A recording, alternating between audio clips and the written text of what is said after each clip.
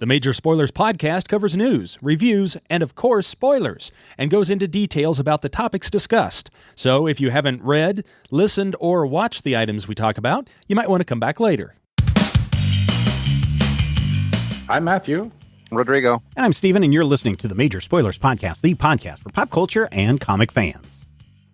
In this issue, Detective Masters gets a case she might not be able to crack. Detective Tracy's two-way wrist radio is basically a Fitbit. Dudley Datson doesn't detect danger, and Luffy reminds us all why fruit is not a real dessert. Sure, you can dance the white swan, but you don't have the passion to be the black swan. You'll just have to settle for being a gray pigeon, maybe a nice red hawk, but no matter what, it's all for the birds, because the Major Spoilers podcast is on the air. Welcome to issue 1071 of the Major Spoilers podcast. Thank you for downloading and checking us out this week. Speaking of gray pigeons, Mason came home from a tennis meet the other day. He got first. But he comes running in, and I was like, what's going on? And he's like, Dad, a hawk just killed a pigeon in the front yard. It swooped down and just nailed this thing right in the yard, and then looked at me, and then it flew off. And sure enough, the next day I go out and I thought somebody spray painted the front lawn with white paint. And I go over, no, it's just feathers everywhere. So why did I bring that up? Because Matthew mentioned something about pigeons in his... Exactly, pigeons and hawks. Yeah, and that, by the way, is your son's superhero origin. Well, I did tell the smaller members of the household that, hey, you might want to be a little careful going outside, because if there really is a hawk going around killing prey in our neighborhood, which that's not typical, then it may be going after anything it can find. So just be careful. Careful. By the smaller members, do you mean Mrs.? No, I'm just talking about everybody who's shorter than me, which is everybody. Mrs. Frisbee. Yes, Mrs. Frisbee and the rats of Mem. Yes. Okay. Yeah, we're back. Hey, I think we're back. There was one little issue that somebody pointed out earlier today with one of the other feeds. I think that is corrected now. So if you're listening to this, congratulations. That problem has also been worked out. Now, let us get into some reviews.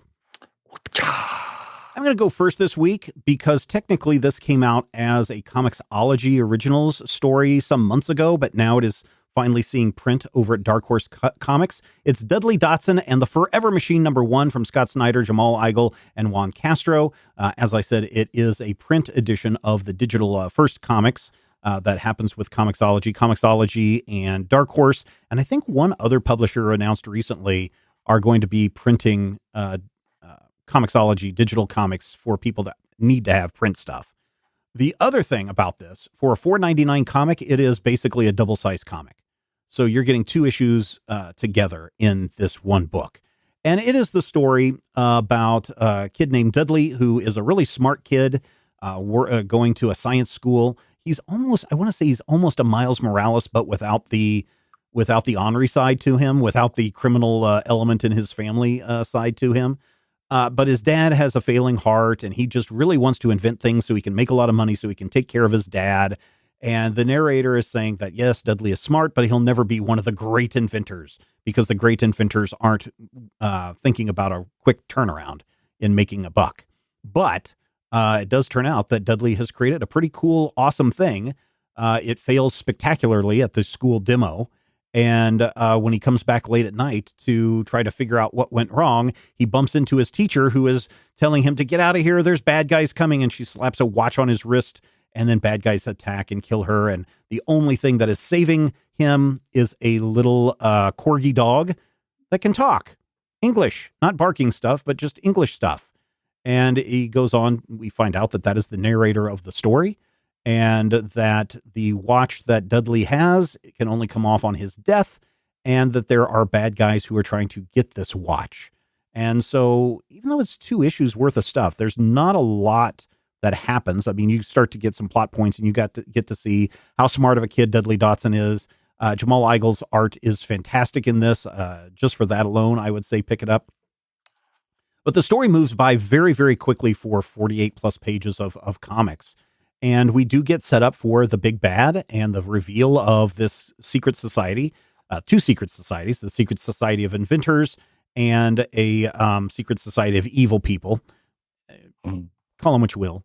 that are trying to get this watched so that they can change history forever and bring in creatures from another dimension to conquer our world. It's fun. It's interesting. I have only read Scott Snyder's more adult-oriented stuff, his Batman stuff and stuff that he's done for others that are, horror, scary, gruesome kind of things. This feels like something that is aimed at YA, or maybe even middle grade readers. And so it's a little weird in that somebody who is able to write very good adult themed stuff, trying to keep it contained for a young audience or a younger audience. And something about it seems off from the writing standpoint. It's still really a solid book and it's a solid story. And I think that there's a lot of people who will really enjoy this, especially give it to some kid who's into STEM. And I think they'd really get a kick out of this book. But it's a little weird from an adult perspective reading this Scott Snyder writing for the younger audience. But other than that, I really don't have any complaints. I thought it was a fine issue. I was surprised that they're cramming 2 digital comics into 1 physical comic and keeping it at $4.99. That's a bargain right there to go and pick it up. The art is really good. But if you've already read it, if you got this as a Comixology original bit several months ago, then you probably don't need to pick this up now unless you're a physical type person. But if you are a physical comics person and you're looking for something different to read, then go check out Dudley Datson and the Forever Machine #1. It's published by Dark Horse Comics, but it is a Comixology original. If you want to buy the Comixology version, there is a link in the show notes for that. So there you go. Matthew, let's go back to last week with Fantastic Four #19 from Marvel Comics. Yep. Written by Ryan North and some really, really, really lovely art by Carlos Gomez. Fantastic Four Volume 7, #19, begins with a Sam Spade noir detective narration. And that was in the solicit as well. And I was like, okay, I know what this is, because they're like, even her name was something that let us know things were going to go bad real quick. Storm. So I'm like, okay, Ben Grimm is a detective and Susie's helping him. But no, we get to the point where Susie Storm walks into the detective's office. Just one look at her was all of it took to know she was beautiful. Too bad for her, I'm blind. And so the whole story is Alicia, the Thing's wife, as a hard-boiled detective. And at first, it just seems like it's a cute little thing where Alicia is able to figure things out. She's able to scan a crime scene because her husband goes with her. And her husband, Ben Grimm, can tell her everything important in a crime scene. So Susie's husband has gone missing. Nobody knows where he is. They have to investigate. They find the agents of S.H.I.E.L.D., who in this case are basically the G-Men. The agents of S.H.I.E.L.D. don't know what happened to him. And Susie's brother is sleeping in an abandoned building, getting ready to burn it down to hide from the mafia. So he's going to be a literal torch and burn down this building to pretend that he's dead. She goes and she has to call in a favor from the local police officer. His name is Mackenzie. King Mackenzie. He's all imperious. You know what I'm saying? And as soon as she tells Namor Mackenzie that she's there to help Susie, he's like, oh, let me give you all of the information the police have. But it's really fun and it's really cute until it becomes clear what's happening. What has really happened in this story. And I don't want to tell you who, because it's actually hilarious. Somebody got a hold of a cosmic cube and changed the entirety of reality. And it's really lovely to see this story focusing on Alicia, because I feel like one of the things that's really missing from modern superhero comics are supporting characters who don't have superpowers. Stephen and I reviewed the Flash TV show for 8 seasons, and over the course of 8 seasons, there were 75 members of the supporting cast. 74 of them got superpowers of one sort or another. The other one was, the guy from Rent, and he already has superpowers just by being Jesse. But if you have been following Fantastic Four, as I have off and on, I want you to know the art is really, really good. Part of the reason that I stopped following Fantastic Four was there were a couple of artists who could not draw the Thing in a way that didn't make me angry. But Gomez does really, really good art, and the ending is just note perfect. It's fun.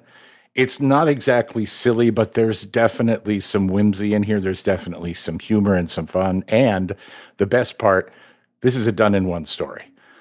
The downside is it's a $5 comic, and it doesn't seem to really have a reason to be a $5 comic other than we're Marvel and we're going to make our base comics cost $5, so that eventually a double-sized issue will be $9.50, and then you will all just bow to our rule.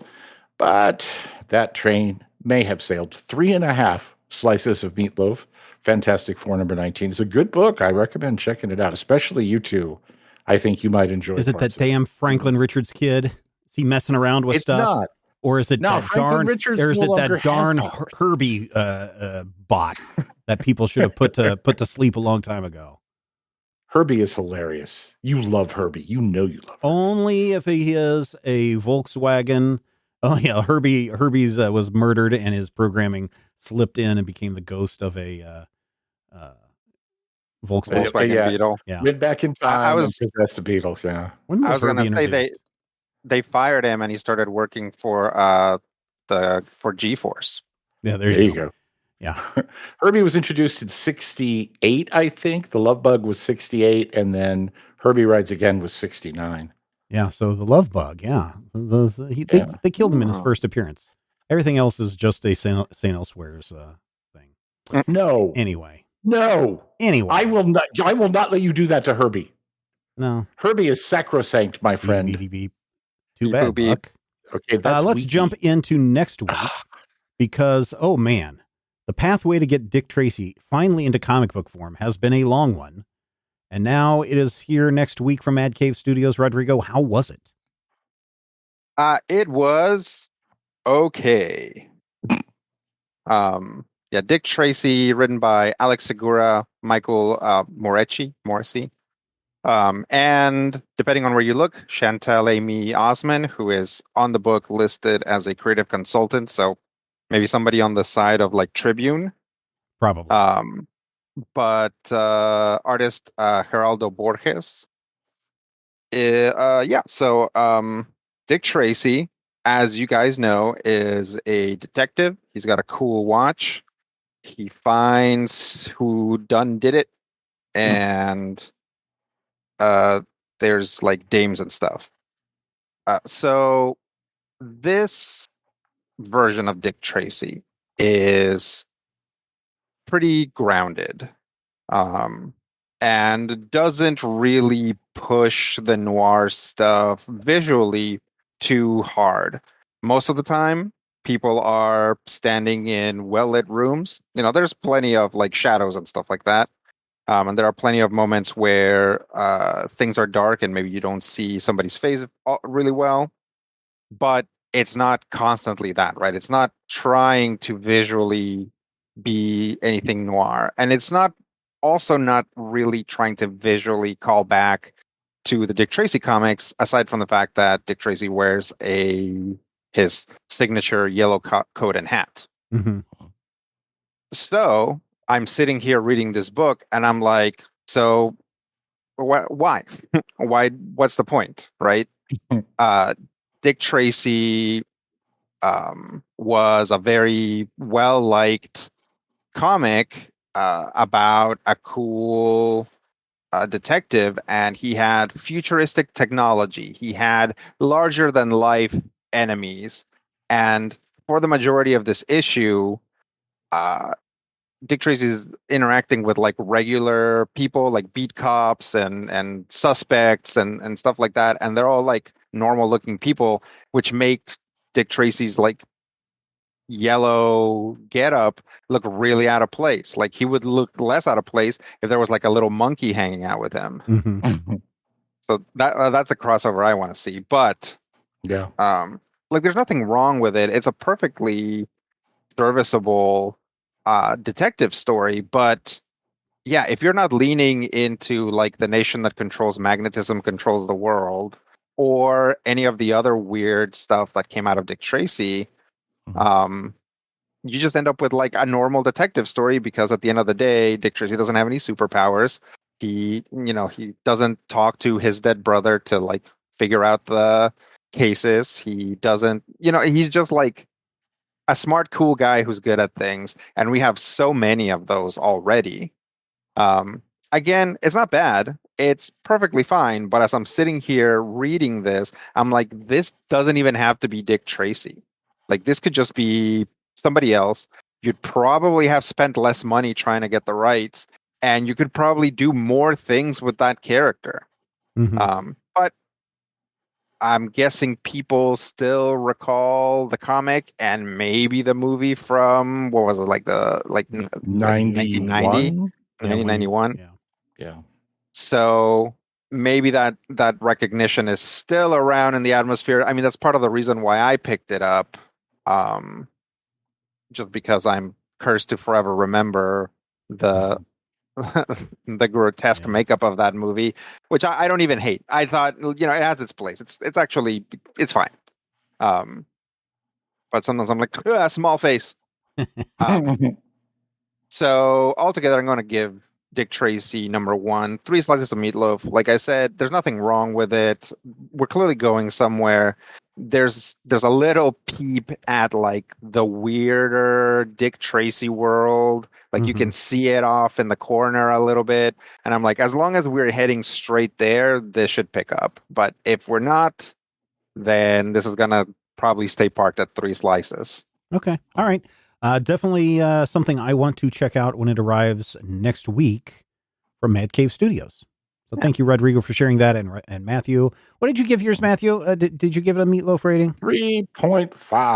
3.5 slices. I gave it 4 slices for Dudley Datson. So there you go. A big round of meatloaf for everybody. So every time you say Dudley Datson, I think of the fact that Booger from Revenge of the Nerds was named Dudley Dawson. Yeah.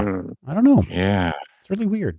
Hey, listen, thank you everyone who supports the show and everything that we do here at the Major Spoilers Podcast Network.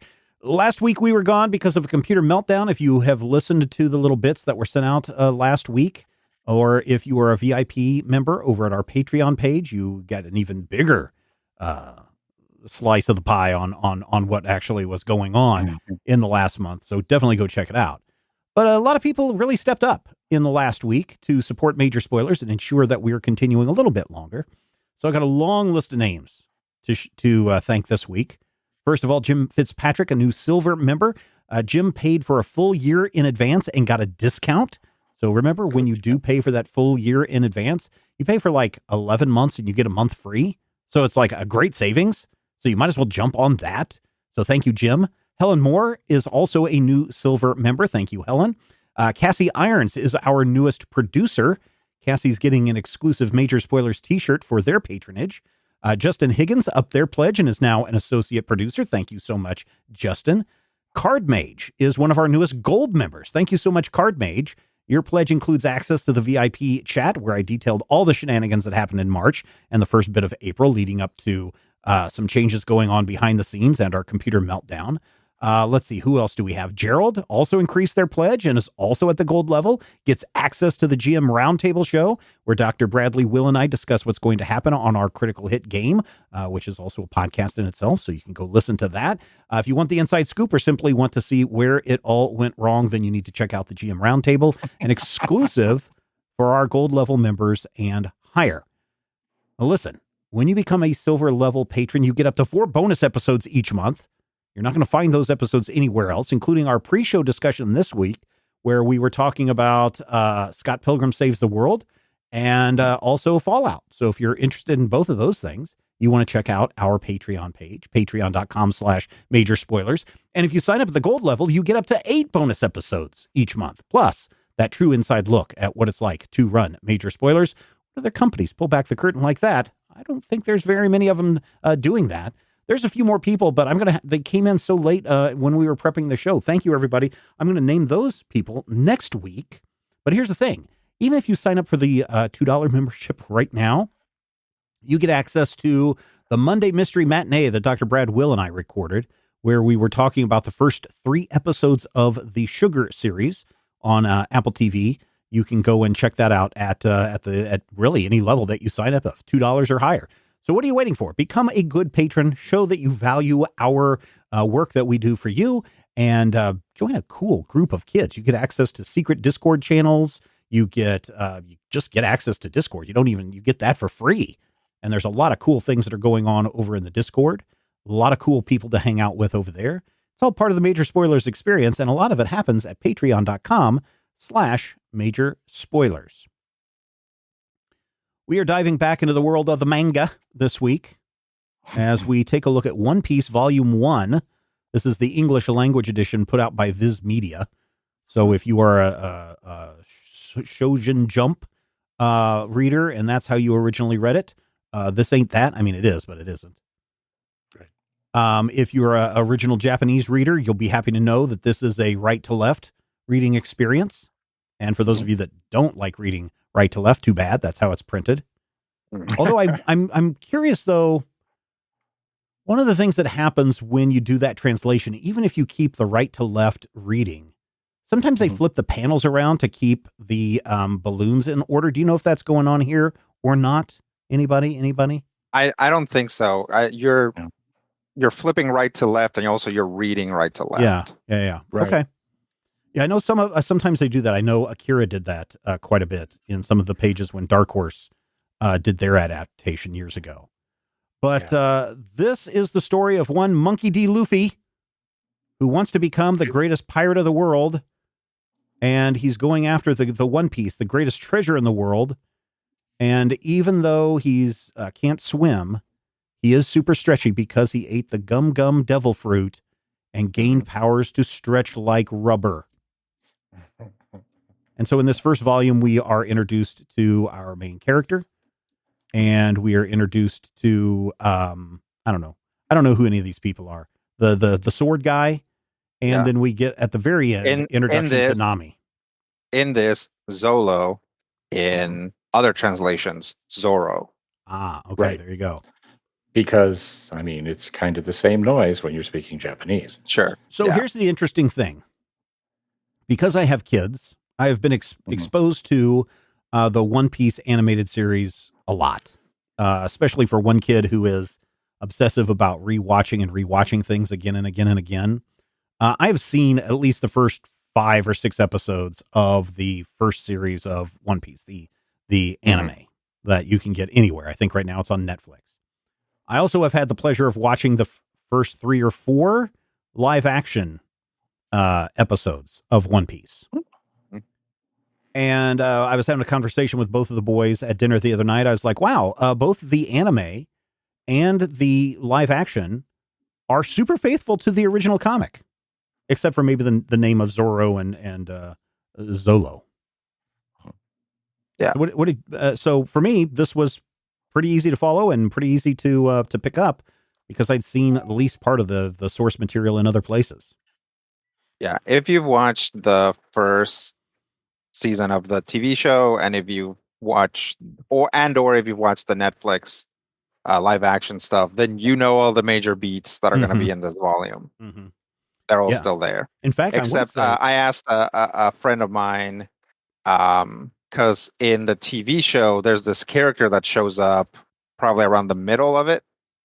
And I'm like, oh, is that character going to show up? And he's like, no, you're like 300 issues out from that character showing up. So they do remix things to sort of push certain storylines and maybe push certain others to the background for now. Yeah. The clown pirate does not show up in this first volume. Right. So what'd you think there, Rodrigo? Is this the first time you've read One Piece in manga form? This is the first time I've read One Piece in manga form. I have never been super into One Piece. I have this terrible condition in that I am very annoyed with shonen protagonists. And I would put Luffy as a 3 in the Naruto scale. There's probably more annoying characters than Naruto, but I specifically don't go looking for that sort of shonen It's so stuff. funny. It's so funny because like One Piece, Naruto, Bleach. What's the other one? Yep. There's like two more that are like top 5. I was asking the youngest the other day. I picked him up from school. I was like, "So what are the top 5 animes out there?" And he's Probably rattling them off. JoJo nowadays. Yeah, JoJo, and then probably Cowboy Bebop. Yeah. But it's funny when you're just like, "Oh, I don't like these characters because they're annoying." Is that your problem with shonen characters? Is their annoyingness? It tends to be whether I pick up usually a TV show. I don't read a lot of manga. It's not easy for me to get nowadays. So yeah, I'll start watching an episode, and usually the first thing that happens that's going to let me know if I like it or not is the protagonist annoying? And a lot of them are. There's a lot of shows that have lived long enough in my eye, right, where they're like, oh, this protagonist isn't annoying, I'll keep watching it, that then turn out to be bad anyway, like Sword Art Online. But most of the time, that's the first indication, right? My wife and I are starting a Spy Family. I am not annoyed by any of the characters. The character that probably would be the most annoying, I find very cute. So that's one that we're very slowly watching, especially because we're also watching Fallout. But yeah, my initial reaction to Luffy was this character is annoying. Having seen the TV show, I was like, hey, I really enjoyed the Netflix adaptation. Mm-hmm. I'm gonna go watch and start watching the anime, and that way I can talk to my friend who's watched it and read all 9,000 volumes of One Piece, and to my nephews who I know watch the anime. And I did not get through the first episode. I was like, this character is so annoying. Why do you think that is? Why do you think that is kind of because as much as I like Midoriya, he's kind of annoying too. Oh, totally. I think, what is it about these annoying characters that end up becoming like the big thing for all these animations? I think it's all of these characters exist in sort of like a small Venn diagram of archetypes. Really, they're all the same archetype. Mm-hmm. They start out weak but very strong, right? That's like the weird contradiction of shonen protagonists. Mm-hmm. Like they don't know anything about the world, but they have some sort of like attack or alternate form or something that makes them more powerful and draws other people to them. And I think in the same way that like a lot of Western characters are like stoic and they're like, no, I reject this call to action. I do not want it. And then, later on, like their mom gets eaten by a bear or something. And then they're like, forsooth, I shall now become the Batman. That's what I think, by the way, the background of Batman is. Yeah. So, right, it's like, you can also be annoyed by that guy. You can be annoyed by that, like, stoic, stubbly guy who, refuses adventure, refuses the call 3 times until something bad happens. Just like these characters are the same thing, except they're like kids, they're little boys.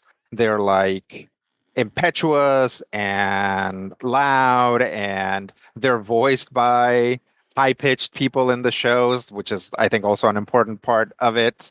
Not that I have a problem with people with high-pitched voices, it's just they're specifically voiced to be like whiny and annoying, so they can then transform into a true hero later, right? Yeah.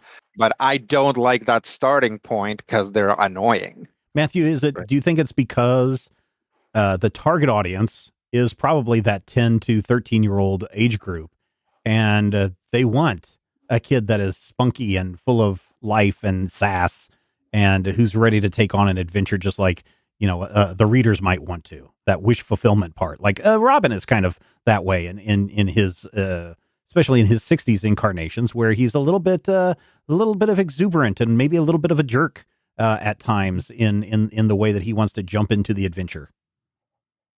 Very much so. I think the thing about shonen that is almost universal is that your tongue is somewhat in your cheek with most of these. Even you look at like your Son Gokus, and you look at your Narutos, and you look at all of the characters. there's some humor. There's a little bit of, oh yes, and I have to say it. I need to say it now. I want you guys to know I apologize. I hate Monkey D. Luffy so much. I hate this character. I Why? can't stand his name. I can't stand. There is something about him. It's that combination of implacable, unstoppable, perfect Batman ace and complete idiot. Mhm. And there are some Yeah. characters that I feel like here's the designated protagonist, and because he's the designated protagonist, he doesn't lose. And a lot of times that's an exaggeration. And I think when it comes to One Piece, it's not an exaggeration. But So I guess I've that always said, okay. Go ahead. Yeah. when you do get into that shonen, it really is it's meant to be, because manga comes out weekly over years. It's kind of meant to be a story that grows up with the characters. Yeah. Literally in this case, because it has a time skip halfway through. But you have that thing where it appeals to your 10 and 11-year-olds, but then you also get a little bit of the violence. We get introduced to Nami at the very end of this, and Yeah. Nami That's is yeah. the sexy. And you do have that, I'm 13 years old, I want to travel the world with a pretty girl and punch evil things and do whatever I want. And it does get that whole wish fulfillment, but it does it in a way that, for me as a Western reader, feels very retro. It feels like the stories that I used to read in Boy's Life in the 70s that were themselves from the 50s and 60s. And it's nice to see that through a different cultural lens, even though I want to just grab Monkey D. Luffy by his little neck and make his head go back and So forth. I'm just curious, and because this is maybe something that's not accurate or not, I know that Dragon Ball is supposed to be a retelling of Journey to the West, but Well, that, isn't Monkey D. Luffy also Journey to the West? Isn't he also? I don't think Luffy is supposed to be the Monkey King. mhm. Um, if he is, then I mean maybe because the Monkey King had lots of powers and is basically indestructible. Right. Like, and they had to do things like stick him under a mountain to like prevent him from doing mischievous things. So Luffy is very powerful. Like Luffy, but he doesn't strike me as a Monkey King character. He might But be. he's The also one influence of those might be characters. there. Yeah. When I went to get the review copy that we have, the first thing that popped up for me was the latest volume 105 of Monkey D. Luffy's Adventures, and I'm like, just those words and numbers Yeah, together. that's volume 105, not issue Volume. 105. Yeah. Correct. And a chill filled the room. But I feel like I don't know, part of the thing with this is I can't remember it now. Dang it. It's not Journey to the West, but there's another archetypical character slash storyline that kind of feels like it at the beginning. But by the time we get to volume 105, Oh yeah, like it's something entirely different. Oh yeah, I mean Dragon Ball is the same way. I mean, it started out as supposed to be Journey to the West, but it evolved into its own thing. Yeah, and if you read a current-ish issue of One Piece, it'll be unrecognizable, right? It's like Luffy's still there, and like the majority of the characters are sort of still there, right? But they've escalated things so much, like they're like, oh, who's this giant cat? Like, who's this like enormous lady now? Right. Like, who's this little dog with like antlers? 9 swords.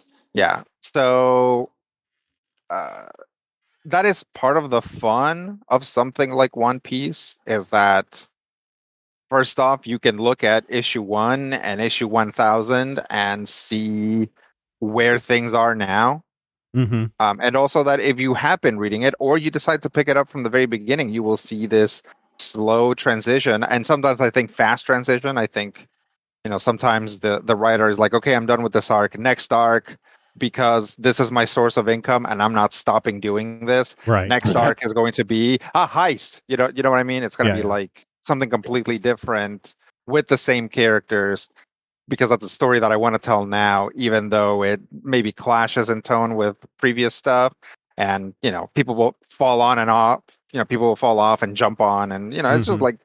just like current comics in the Mm-hmm. US, but they're all written by one person, so you have much more of that continuity, not in the sense of like the things that happen are because of things that happened previously, but sort of that like thematic and sort of like personal continuity with the characters. Yeah. Matthew, did you like One Piece? Did you like this volume? I respect It's okay if the you don't word. like it. You can say you don't like things. I don't like One Piece. I've never How come? cared for One Piece. I don't know. It may be. Honestly, I think there is an element of it that I came to One Piece after I had already seen the whole of Kaizoku Sentai Go Kaiger, which is a similar story about a similar character assembling a crew and going after the greatest treasure in the universe. And in that sense, it may be that I'm having that moment that my friend Chris had in college, where if you asked him what's your favorite Beatles song, he'd tell you, Steven Tyler's cover of Come Together. It may be that I liked something strongly influenced by it so much that going back to the source bugs me. It may be that at 50, 53 years old, I'm not the Not the shonen target comics audience. target audience. Yeah, I mean, it's possible. I'm probably not either. I mean, I see what this book is doing, and it looks like a lot of fun, and certainly for the target audience, which I don't think I am in this series. Mhm. I can see how it can be a lot of fun. I can see why my son likes to watch this show again and again and again. I understand why he knows who the characters are and what their arcs are and why they change and do the things that they do. And I get it. That's the target audience, and it's great. I'm glad that his age group, and really, I'm not saying that that if you're outside, if you're over the age of 13, what are you doing watching One Piece? Because I know a Right. lot of people love One Piece around the world. That's why it's in probably the top 5 of Mhm. all animes. But I can see just through his eyes why it's important to him and why it's good. It doesn't really resonate with me, I think, because a little bit of Rodrigo, a little bit of Matthew, in that I find Luffy incredibly annoying. Uh, the storyline is a little bit too zany for my taste, Yeah, it's Mhm. frantic. but I It will is. say the art, as rough as it is from however many years ago. Oh no, Stephen, this was published just 2 years ago, and it's already up to 1,000. They've got to crank out these comics every week. There's something appealing about the original art Yeah. style that reminds me, and I'm trying to think of the Mad Magazine artist who this reminds me of. It's not Al Jaffe. It Jack may be Davis? who? Jack No, Davis? Jack Davis does stuff that's more realistic. Jack Mm. Davis. I'm thinking maybe it's Dave Berg who I'm thinking of. I'm thinking of somebody that used to do What- these really kind of crazy circle eyes with like John Martin? oh Sergio maybe Aragones. no, definitely not Argonis, but Don Martin. That may be who I'm thinking of. Did On his that. characters Oh have hinges in their feet? no, not Don Martin. No. Okay. That's Don Martin. No. I'm thinking of Okay. somebody else. Um, but maybe it's a combination of both Don Martin um and Al Jaffe combined. I don't know, but all I know is that there are definitely panels and characters portrayed in this issue that reminded me of early Mad Magazine days. And Mhm. so I kind of appreciated the art for that, even though at times there's stuff where you have to really stop and slow down, even though the action's trying to move at a million miles an hour, to really make sense of, is he really stretching it out that far? Is he really, what's going on here? Um, so there's some kind of an appreciation to the art in this. Yeah. Oh, One Piece absolutely. began in 97. Yeah. And at the point in time that it began, I want to say Ichiro was like 24, Yeah. Probably something 25 like years that. old. And you look at it now, it's almost 25 years later and still putting out stuff that people are enjoying with these characters, one creator or one creator with whatever support team they have. That is the thing that I cannot fathom. That's the thing that I Yeah. really respect about One Piece. It's not my bag, but dang, it's an impressive bag. Yeah, these characters have definitely changed, but I think they've changed to show time has passed and growth. Like these characters' models like have not changed that much. Like if you read only this and you watch like the last appearance of Zoro or Zolo, you're gonna recognize him immediately.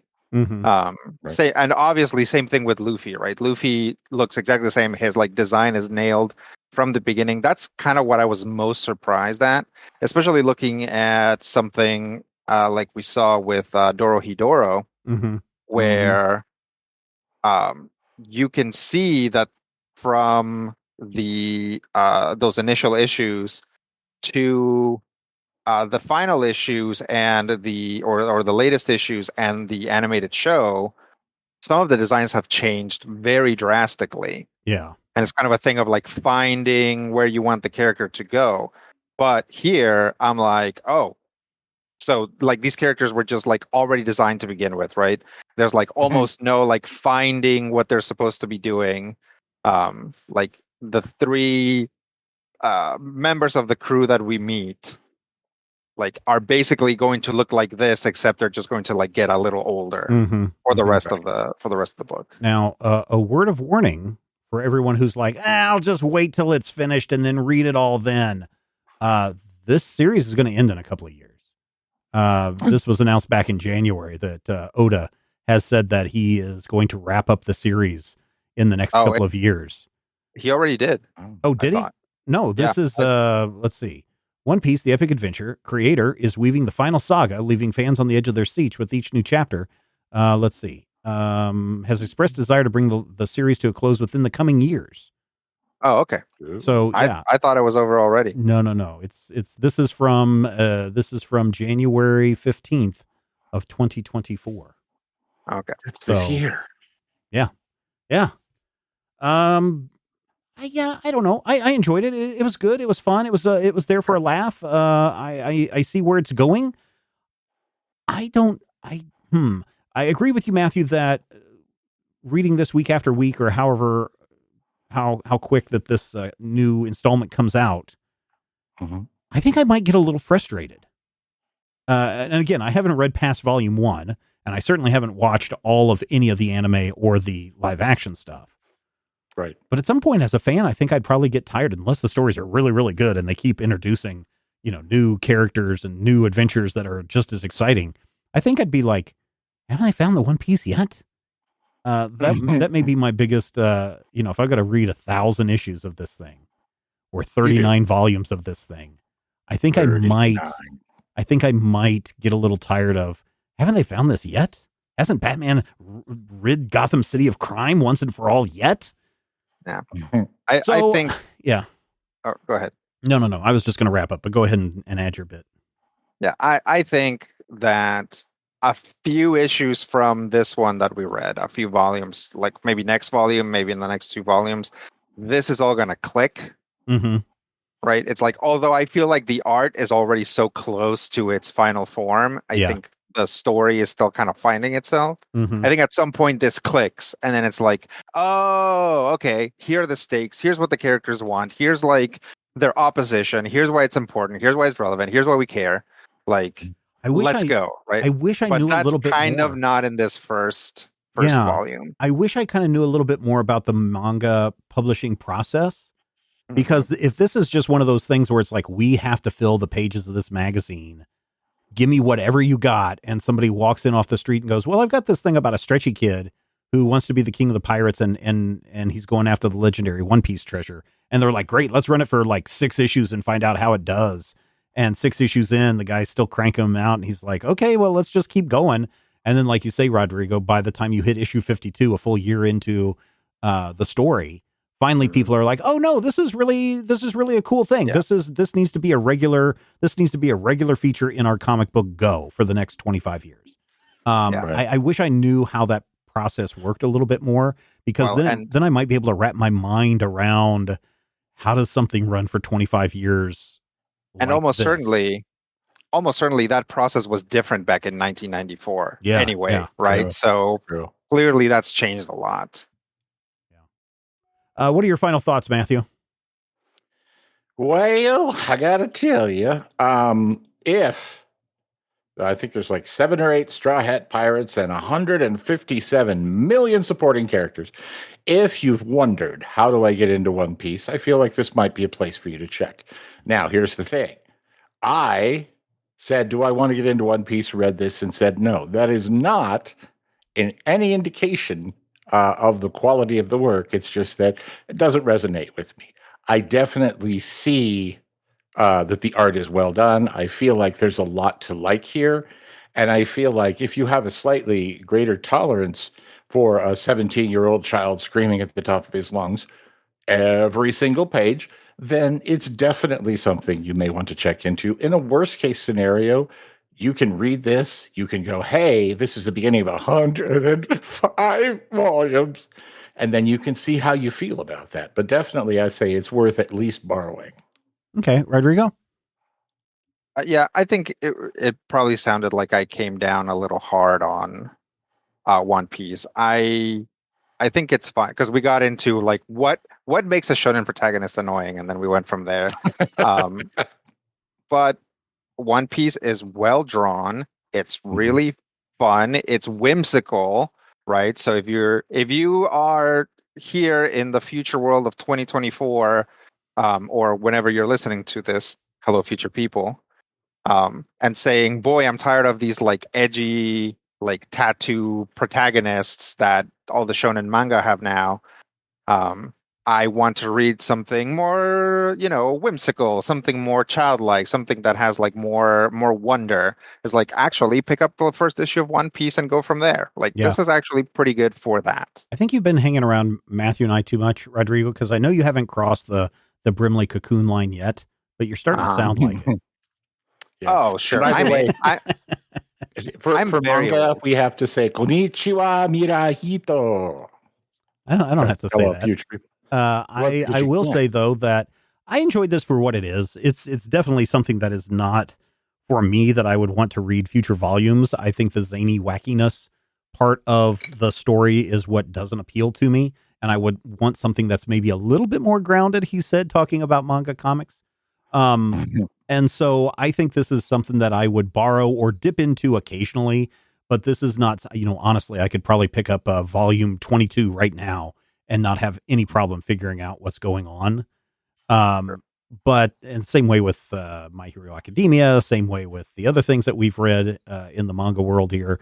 This is one that I personally would skip, but I think everybody owes it to themselves, if nothing more than just to sample things in different media. Just like Rodrigo and I have been talking about Three Body Problem, just like we've been talking about Fallout, Brad and I talking about some mystery stuff. I think One Piece is one of those things where read the first volume, watch the first couple of episodes of the anime, watch the first couple of episodes of the live action series and see if any of that clicks with you. But then I think you will see that, like Dora Hedoro, they do a very good job of adapting the source material each time. And so that's something that I kind of appreciate in all of this discussion. Man, if you pick up issue 1 of One Piece, the first volume, and you love it, like congratulations. Yeah. You have so much media to get through. Yeah. You can absolutely do it at your own pace. So like, congratulations if you get into it. I'm also curious from our listeners, because I know a lot of our listeners are huge anime manga fans. I'm curious because I asked the youngest, I said, "Are you interested in reading the One Piece manga?" He said, "No, I'm satisfied with the anime show." I wonder how many people are only anime people who have never read the manga, or vice versa. I'm going to bet that there's more people that have watched the anime than have read the manga. Yeah, that's when likely. did the anime come out? I don't know. My son turned 11 2 years ago, so as far as I know, it came out 2 years ago. That's when everything materialized. That's when anime first appeared. The anime first appeared when the oldest was 10. So there you go. Looks like it started in 1999. Woo! Okay, almost 20 years. that's a long time. Yeah, over 20 years. Well, there you go, ladies and gentlemen. That is our take on One Piece. Maybe you have some thoughts, good or bad, about One Piece. We would encourage you to head over to the Major Spoilers Discord server. It's free to join. There's a link in the show notes. There's new people joining every day. And as soon as you jump in and say hi, everybody will welcome you with big open arms and crazy gifts, flying cats, it looks like this week. So everybody is super welcoming, and it wants you to come over and share your thoughts in one of our many, many, many channels. And as a reminder, if you found value in this show and you want to become a patron, when you sign up at the silver level membership, that's just $5 a month. You get access to secret channels on the Major Spoilers Discord reserved only for our Major Spoilers patrons. More information at patreon.com/Major Spoilers. We will be back next week, ? Why? Because we know that you love comics and we do too. And we will talk with you soon. Fat Dick's Ray vision of a Superman. I could save a few bucks and stand around and read through the covers of the comics on the stand. But although every other page would be backwards, I suppose, I could still read the evens and the odds. Well, I don't know. Guess I haven't thought this all the way through. Plus, as soon as the comic book store guy knew, he kicked my butt out on the corner. What a major spoiler. What a major spoiler. Think about a better way. If I was hulking green or gray, I could just bust through that brick wall, take their comic books away. But then the little meat would deal with all the tanks and bombs and guns. Have you ever tried to read a series with all that going on? Guess I need to rethink this plan. How would I bag and board my comics with such huge hands? Guess I already told ya. What a major spoiler. What a major spoiler. Yeah, yeah, yeah. What a major spoiler. What a major spoiler. If I'm Stark Raven rich like a man of iron, I might not be surprised to find that I might actually have the heart cold to follow an entire storyline. But would I really even need to read up on all those escapades? I mean, who needs such distractions when your sister's such a babe? But the downside is such a beast. Being shot up in a fun, being the Middle East with a gang sign throwing soldier. What a major spoiler. What a major spoiler. Yeah, yeah, yeah. What a major spoiler. Whoa, whoa, whoa, whoa. What a major spoiler. This podcast is copyright 2024 by Major Spoilers Entertainment, LLC.